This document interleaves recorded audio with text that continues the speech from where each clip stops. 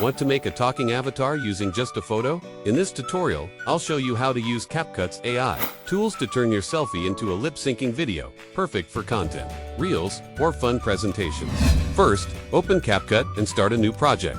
You can use the mobile app or the desktop version. I recommend the desktop version for full access to AI features. Go to the top part of your desktop screen where the menu is located, and look for AI avatars. Click it, and you'll see the CapCut AI avatar presets.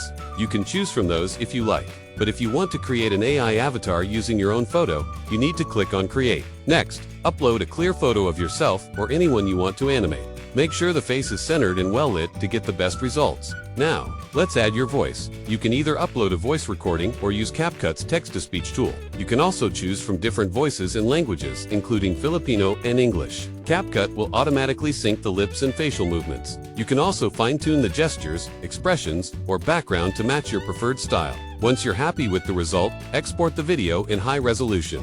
You can now use it on TikTok, YouTube Shorts, Reels, or even in your presentations. And that's it. Super easy, right? If you found this video helpful, don't forget to like, subscribe, and comment below if you want more AI video tips.